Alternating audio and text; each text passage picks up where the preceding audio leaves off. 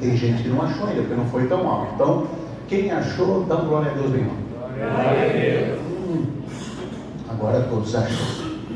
A palavra de Deus nos diz: Jesus sabia que o Pai havia colocado todas as coisas debaixo do seu poder. Evangelho segundo João, capítulo 13, versículo de número 3. Jesus sabia que o Pai havia colocado todas as coisas debaixo do seu poder, e que viera de Deus e estava voltando para Deus. Assim, levantou-se da mesa, tirou sua capa, colocou uma toalha em volta da cintura.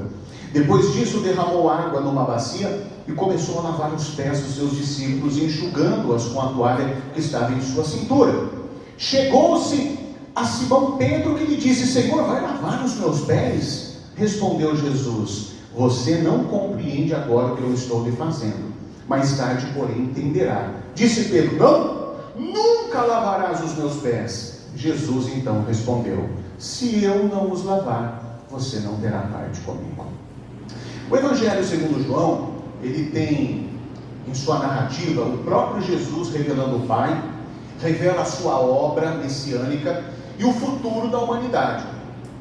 E os discípulos de Jesus já o tinham reconhecido como o Messias prometido a Israel, como Filho de Deus, e por isso o viam numa posição de destaque, de alguém que deveria ser respeitado por aquilo que ele dizia ser, até porque eles, os discípulos de Jesus, em virtude de sua cultura, sabiam reconhecer uma hierarquia.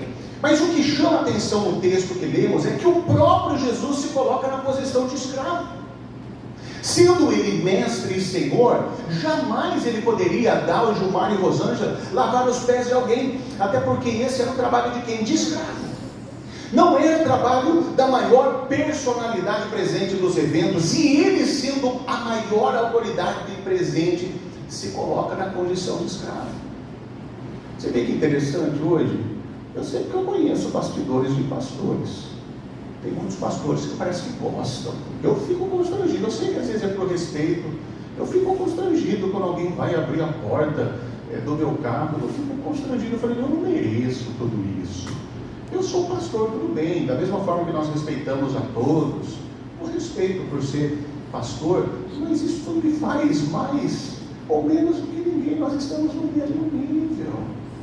Mas tem pastor que parece que gosta, acha que é um semideus na terra. E olha o que Jesus faz. Jesus realmente é a maior autoridade, e os próprios discípulos reconheceram isso.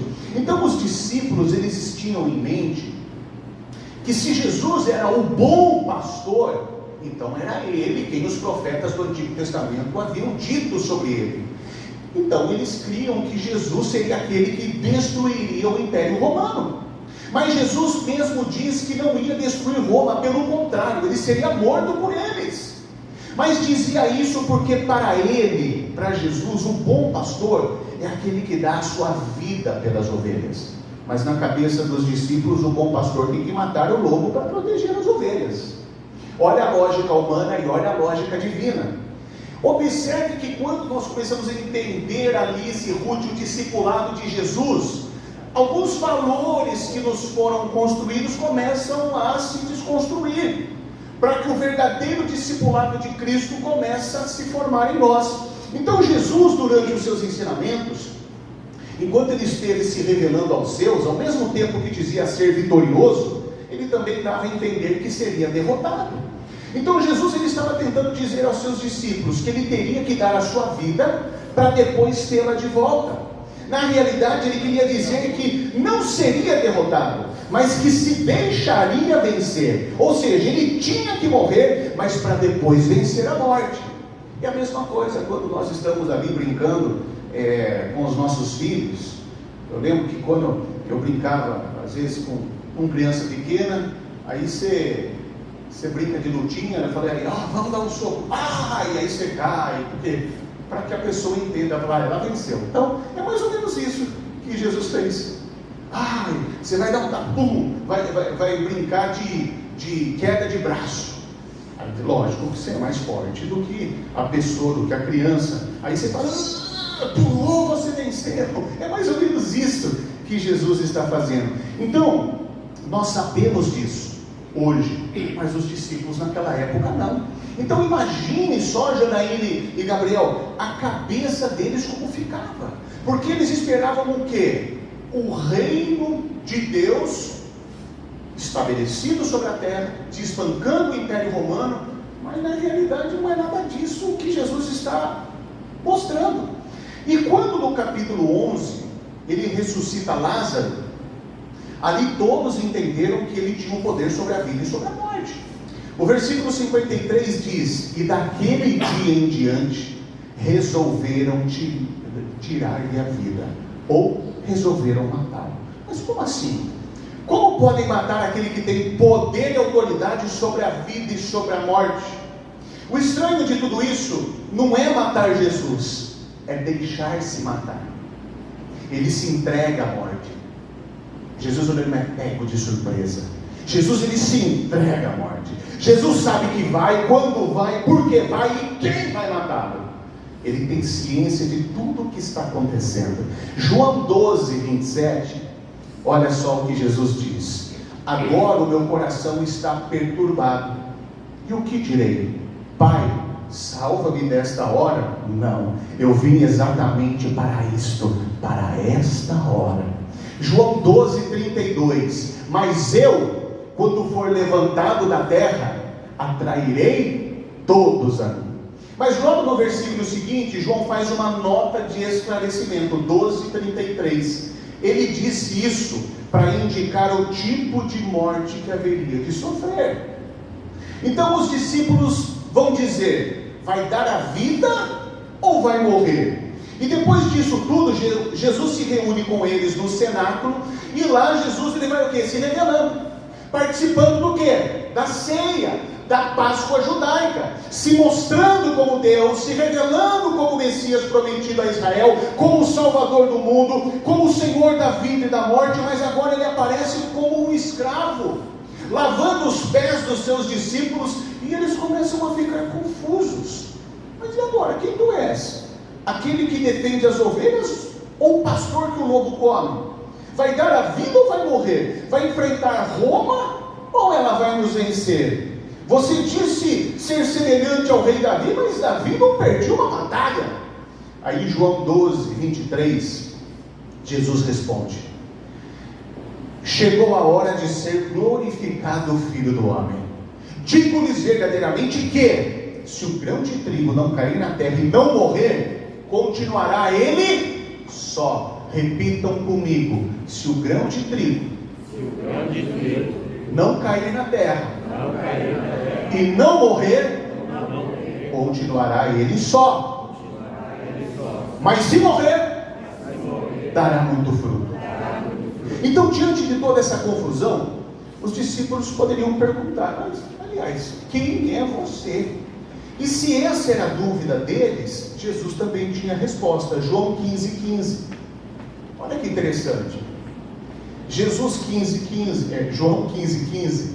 Já não os chamo de servos, porque o servo não sabe o que o seu Senhor faz. Em vez disso, eu os tenho chamado de amigos, porque tudo que ouvi de meu Pai, eu lhes tornei conhecido. Então, não quer ser tratado como mestre, como Deus. Era assim que imaginávamos, mas agora quer ser tratado como amigo. Ele responde: sim, pois é a mesma coisa que meu Pai sempre quis desde o começo. Eu quero falar um pouco sobre isso, sobre amizade. Essa palavra amigo, ela é uma palavra que não comporta hierarquia. Pastor, o que é hierarquia? É uma cadeia de comando. Então imagine na empresa que tem ali, hoje é o CEO da empresa, ou presidente, aí depois vem vice-presidente, aí depois vem diretor, aí vem gerente, aí vem supervisor. Então existe uma linha de comando. Na polícia militar, por exemplo, existe ali coronel, tenente-coronel, major, capitão, primeiro e segundo tenente, tenente, aí tem subtenente, aí depois tem terceiro, segundo, primeiro sargento, aí vem o cabo, e o soldado. É uma linha de comando. Na Polícia Civil, delegado, e depois tem ali os respectivos agentes, investigadores, escrivães. Então, hierarquia é uma linha de comando. Mas a amizade, a hierarquia, Fran, ela não cabe. E amigo é amigo. Por exemplo, na linha de hierarquia existe o rei e súdito, mestre e discípulo, pai e filho, general e soldado. Amigo é amigo. E Jesus está dizendo que quer ser amigo. E essa palavra tem um peso muito grande, Leandro e Miriam, em Israel. Por quê? Isaías 41, versículo 8, diz assim: você, porém, ó Israel, meu servo Jacó, a quem escolhi, vocês descendentes de Abraão, vírgula, meu amigo. Abraão era amigo de Deus. Êxodo 33, 11, o Senhor falava com Moisés face a face, como quem fala com o seu amigo. Então Jesus, ele diz: eu quero ser amigo de vocês, assim como meu pai foi de Abraão, de Moisés, e eles de meu pai. É isso que eu quero. Nesse ponto, eles não tinham noção do Espírito Santo, da Trindade, ou seja, da triunidade divina, que é o Pai, que é o Filho e que é o Espírito Santo. Mas Jesus está dizendo que o Pai, o Filho e o Espírito Santo é uma comunidade de amor, e nós, seres humanos, fomos criados para participarmos dessa comunidade e para assentarmos à mesa da Trindade. Em Gênesis está escrito que Deus passava pelo jardim para conversar com Adão. Mas no capítulo 3, verso 8, quando ele chega para mais um dia de encontro, o homem havia fugido para se esconder de Deus. E a nossa intimidade, Adão? E a nossa parceria? E é isso que Jesus está querendo dizer: eu quero ser amigo de vocês. Essa relação sem hierarquias, sem interesse. Porque quando há interesses, são relações de negócios. Então todas as nossas relações são relações com segundas intenções. Eu tenho algo para dar para você, mas espero que você também dê algo para mim. Então, essa é a relação de marido e mulher. Eu me doei a vida toda para você, e assim que você me trata, é a relação de mãe, pai e filho. Meu pai nunca me deu nada, sempre foi um pai ausente. Então perceba que essas relações têm expectativas mútuas, mas amizades são gratuidade pura. Amizade é amizade. Eu sempre costumo dizer que antes do que ter casa na praia ou piscina na sua casa, é melhor ter um amigo que tem casa na praia ou um amigo que tem piscina na sua casa. Por quê? Você não vai ter que limpar, você não vai ter que pagar IPTU, mas o seu amigo fala: vamos esse final de semana para minha casa na praia. É bom ou não é? Então isso que é interessante. Amizade é amizade. Nós temos, lógico, no nosso círculo, nós temos muitos amigos, mas existem amigos que são mais próximos, que são mais chegados. E às vezes a gente é surpreendido com surpresas. Puxa, mas não pedi nada, não é data do meu aniversário. Não, mas eu lembrei de você, eu trouxe esse presente para você. Então observe que não há interesse nenhum. Mas Jesus, quando tentou repartir o peso da sua alma com quem ele queria ser amigo, esses aí faziam o quê? Dormiam. Pedro, em outra oportunidade, quando ouve Jesus dizer que vai morrer, ele responde: vai morrer coisa nenhuma. Amigo, às vezes, é aquele que senta somente para ouvir, para repartir o peso, para orar junto. Tem hora que não tem o que fazer, é só estar junto. Você vai falar o quê para uma mãe quando perde um filho? Vai falar o quê? Não tem que falar para uma filha quando perde a mãe. É só estar junto. É só orar, é só falar: ó, estamos juntos aqui. Vou chorar junto com você. A sua dor é a minha dor, o seu luto é o meu luto. O que você vai falar? Então a oração é uma conversa com Deus a respeito de algo que estamos fazendo juntos. No capítulo 18 de Gênesis, quando Deus ele decide destruir Francisco e Ana, Sodoma e Gomorra, Deus ele conversa com Abraão, e Abraão diz: mas lá tem justos, não faça isso. Então Abraão começa a negociar com Deus: Será que não podemos sentar e conversar com Deus a respeito das coisas que queremos juntos? Isso é parceria, é gratuidade. Agora aqui Jesus ele diz algo interessante. Ele está invertendo a nossa lógica de relações. Nós só conseguimos ser amigos de pessoas que nos servem. Mas Jesus das pessoas que pode servir, porque amigos se servem. E o que Jesus faz? Jesus é Senhor e Mestre e se coloca na posição de escravo. Numa posição de hierarquia, quem deveria lavar os pés era Pedro. Mas ele pega Pedro, coloca lá em cima e fica aqui embaixo, lavando os seus pés. O que Jesus está querendo fazer? Jesus quer levar Pedro a um lugar de dignidade. Eles o chamam de Senhor e Mestre, e Jesus é mesmo Senhor e Mestre. Mas ele diz, mas trato vocês de igual, e para fazer isso, ele precisa servir. Se eu não conseguir lavar os seus pés, vocês não serão meus amigos. Então havia um bloqueio na mente de Pedro. Eu olho você de baixo para cima, e Jesus diz, para com essa coisa de me olhar de baixo para cima. Assume o seu lugar de dignidade. E se não romper esse pensamento de quem é mais ou menos, não é possível ter amizade. Porque amizade é entre iguais. Amizade não tem posição social. Amizade não tem quem é mais ou quem é menos. Amigo é amigo e ponto final. Quer ser meu amigo? Então lá vai. Então Jesus está dizendo que temos duas opções. Ou a gente serve, ou a gente vive na solidão. Ou a gente morre, ou a gente fica só. Ou a gente morre para o nosso orgulho, para a nossa vaidade, para a nossa prepotência, para a nossa razão e lucidez, ou a gente fica sozinho. Talvez cheio de razão, lúcido, com o seu orgulho ali intacto, mas vai jantar sozinho. Você pode colocar um espelho na sua frente e jantar consigo mesmo. Então, uma possível conversa de Jesus e Deus, imagina Jesus tendo uma conversa absurda com Deus assim, ó. Jesus sabendo que vai morrer, sabendo que Judas está articulando a traição. Aí imagine Jesus chegando para Deus e dizendo, Pai, não vai lá, eu não vou morrer não. E Deus diz, como é que é, Jesus?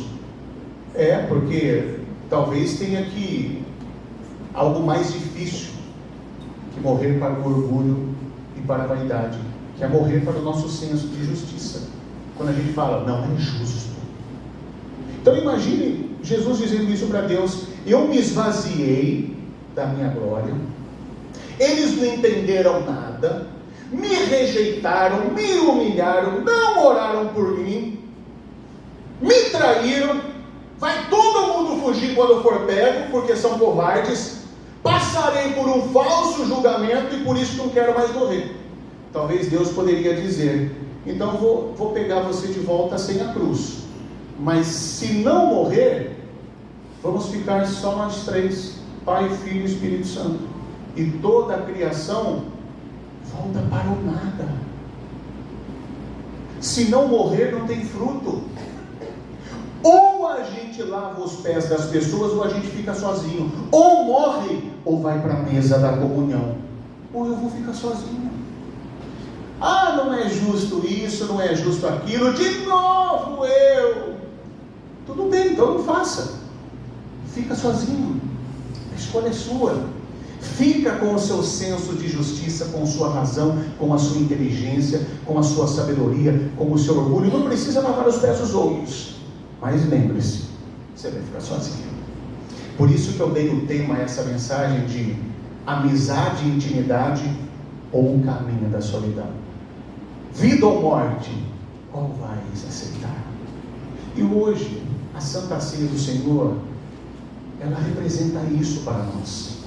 Se o departamento de louvor quiser já tomar posição, a mesa da Eucaristia simboliza isso para nós. Exatamente isso. A mesa da comunhão, ou seja, da comum união. E quando nós estamos aqui, nós somos iguais. Por isso que toda ceia, eu digo, Aqui eu não posso excluir ninguém de participar desse banquete. Eu sempre cito o exemplo da prostituta que quer tirar a vida e que se entra aqui num culto como esse, talvez pelos homens, com o senso de justiça e de julgamento, viu? Você não pode entrar aqui não. Mas conhecendo Jesus, Jesus não excluiria essa mulher, mas chamaria para participar deste banquete. Por quê? Porque a gente precisa morrer para o nosso eu. É o nascer de novo. É o que Jesus diz a Nicodemos: quem não nasce da água e do Espírito não verá o reino de Deus. Tem que nascer de novo. E o nascer de novo é ter essa ciência de que eu não estou só. Por isso que todas as vezes que a gente vem para a igreja, e principalmente,